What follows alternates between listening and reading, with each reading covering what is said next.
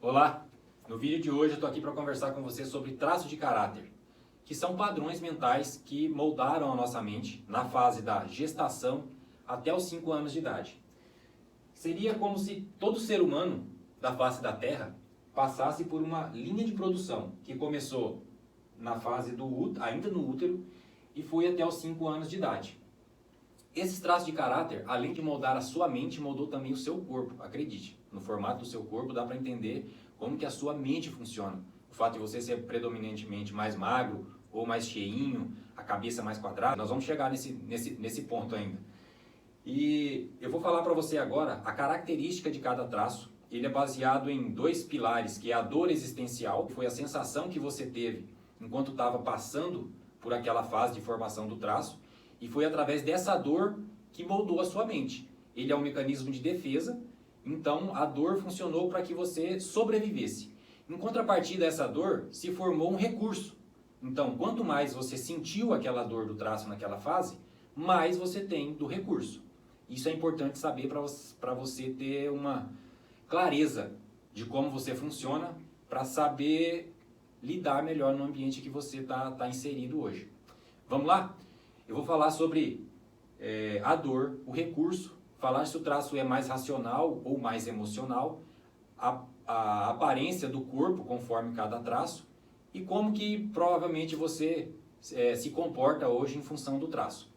O traço da esquizoidia, antes eu vou pontuar, essa nomenclatura dos traços, ela já vem de uma base científica e que foi mantida e não tem qualquer relação com doença ou qualquer tipo de patologia, ok?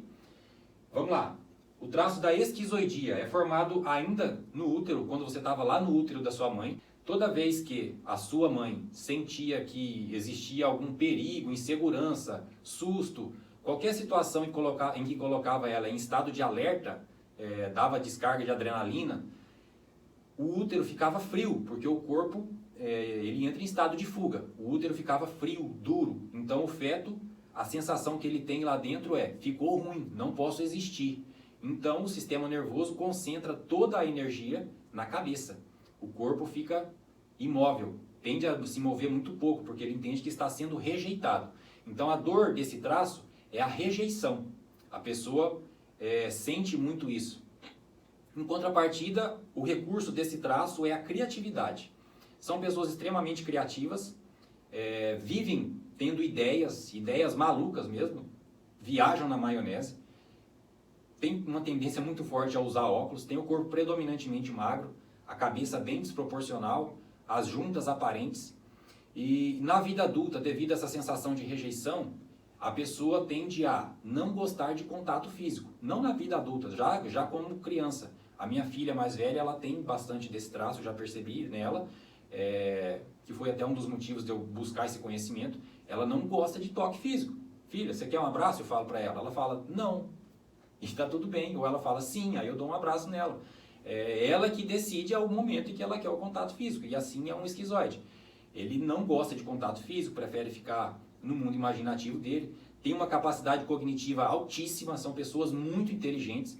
E que ele sente dificuldade de socializar porque as pessoas não conseguem acompanhar o nível de cognição dele, devido à inteligência. Por isso eles preferem ficar no que a gente chama de caverna.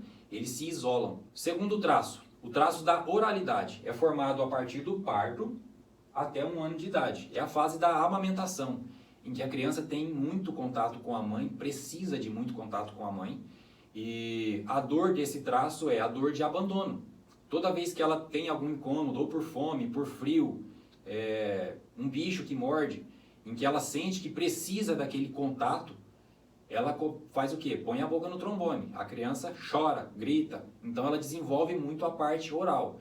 São pessoas que desenvolvem uma capacidade comunicativa muito alta, são muito sensitivas, gostam muito de falar e querem atenção. Elas gostam de atenção. Eu preciso de atenção. Esse foi o sentido que ficou daquela fase em que ela chorava como forma de chamar o suprimento que ela precisava para aquele momento que ela estava vivendo de dor, se sentindo abandonada. Então ela criou esse recurso da comunicação. Lá atrás ela chorava, hoje ela fala bastante, se socializa muito. Ela precisa estar com pessoas, gosta muito de estar com pessoas, e o formato predominante dela são pessoas que têm partes do corpo arredondada. A cabeça mais arredondada, o corpo mais cheinho. Não tem nada de, não estou citando nada estética, tá? São pessoas que sim, elas são mais gordinhas, existem até por questão de, se ela estiver na dor, ela tem uma tendência a buscar resolver isso com comida, que é as sensações que lembra como ela resolvia quando ela estava naquela fase. São pessoas extremamente emocionais, sensitivas, se ela chegar em qualquer ambiente, ela já sente se aquele lugar tá bom, se tá ruim. Resumindo, são pessoas extremamente emocionais, que precisam de contato físico, precisam de cuidado. Se essa pessoa que tem oralidade alta começa a se isolar, ficar muito tempo sem ter contato, ela começa a entrar na dor de abandono. E ela vai buscar suprir isso através de comida, bebida ou qualquer outro tipo de, até vícios, em que tragam a sensação para ela de preenchimento que ela entende que é igual ao que ela tinha na época da amamentação. Terceiro traço da psicopatia. Reforço, a nomenclatura é uma nomenclatura científica, nada de patologia. A psicopatia é formada de 1 ano até por volta de 2 anos e meio. É a fase em que a criança começa a caminhar, a interagir. Então, ela começa a entender que para ela ganhar atenção, ela precisa fazer algo. Exemplo, toda vez que a criança faz uma dancinha, um sorriso, faz uma graça, ela ganha atenção. Fala, ei meu filho, que coisa linda. Oh, pega uma água para mim, filho. Ele começa a entender que existe uma troca. Ele começa a criar essa sensação de troca para a sobrevivência dele. E a dor desse traço é a dor de manipulação. Justo por essa questão de, para eu ganhar atenção, eu preciso entregar algo. Na vida adulta, a pessoa fica extremamente articuladora, que é o recurso do traço, ela fica articuladora, é um negociador nato, tem uma tendência muito forte a exercer liderança sobre outras pessoas, porque ela articula, simplesmente. Muito boa em negociar, ela chega numa discussão para resolver aquilo ali, ela resolve a discussão de 2 pessoas e todo mundo sai ganhando, inclusive ela. É um traço que confere à pessoa muita racionalidade, praticidade, é objetiva, o ponto de atenção no relacionamento amoroso tem uma dificuldade grande de se entregar, de confiar da pessoa em que ela está se relacionando. Justo por essa questão de manipulação. Para eu receber o amor, eu preciso entregar amor. Então ele entende isso como uma dívida. Formato predominante do corpo da pessoa que tem uma psicopatia mais alta. Ela tende a ter partes do corpo mais larga em forma de triângulo invertido. As costas largas, a cintura fina, a coxa mais larga com o perto do joelho mais fino. Vocês devem estar se identificando com alguns traços aí já, né? Provavelmente. Já estamos indo para o terceiro traço aqui. E vamos para o quarto traço. É o traço de caráter do masoquismo, formado dos 2 anos e meio até os 3 anos e meio de idade.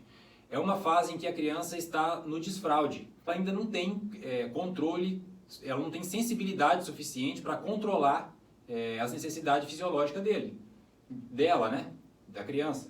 Então, vez ou outra, ela acaba fazendo xixi ou cocô na calça, e sempre que isso acontece, alguém briga com a criança, chama a atenção dela ou fala de uma forma em que ela se sente humilhada. Então, a dor existencial desse traço é a humilhação. Em contrapartida, o recurso que gera a partir dessa dor, a pessoa fica extremamente detalhista, planejadora, ela é capaz de antever perigos. Por quê? Por medo de fazer cagada, porque ela era chamada a atenção lá atrás por não conseguir se controlar, era uma situação que ela ainda não tinha controle, então ela se sentia humilhada. Para não ter que passar por isso de novo, eu estou numa situação onde eu tenho controle, então eu vou precaver, planejar, ser detalhista, e são pessoas que têm uma força emocional muito alta. Elas aguentam muita pressão. Outro ponto forte de quem tem o traço de masoquismo mais alto é que são pessoas extremamente confiáveis e leais. São pessoas extremamente processuais. Elas executam trabalhos processuais muito bem. E elas conseguem viver em rotinas sem se cansar, diferentemente de outros traços. O masoquista ele consegue executar todo dia o mesmo trabalho, todo dia. São pessoas extremamente eficientes para fazer esse tipo de trabalho. Quinto e último traço da rigidez, formado dos 3 anos e meio até os 5 anos de idade. Nessa fase, a criança começa a perceber a sexualidade. Sexualidade no sentido de, ele enxerga as pessoas em pares. No caso do menino, que ele é tratado como o príncipe da mamãe, o homenzinho da mamãe. Ele cria um vínculo mais forte com essa figura feminina e ele percebe que é trocado, excluído da relação à noite, quando a mamãe vai ficar com o papai. Ele entende que a mamãe me chama de meu querido e me troca pelo meu pai. A menina é a mesma coisa com o pai. O pai chama ela de princesa e cuida e dá atenção, e à noite ela fica sozinha e o papai vai ficar com a mamãe. E assim ela enxerga o titio com a titia. Ela enxerga que todos andam em pares e ela está de fora. Então a dor desse traço é a dor de traição ou exclusão. E para resolver essa dor, o recurso que se cria é preciso ser muito bom. Então a pessoa fica extremamente competitiva, executora, proativa, tem muita energia de vida, gosta de estar fazendo.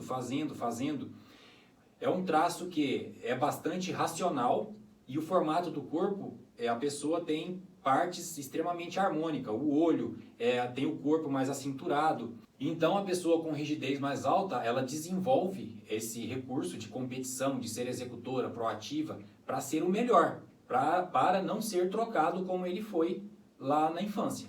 Resumindo, para finalizar, esses são os 5 traços e as suas principais características. Reforçando, todos nós temos os 5 traços, cada um em um percentual na sua individualidade.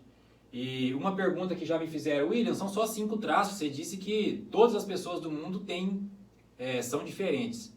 Como são 5 traços, não existe a possibilidade de alguém ser igual a outra pessoa? 2 pessoas terem a mesma quantidade, terem o mesmo padrão de comportamento?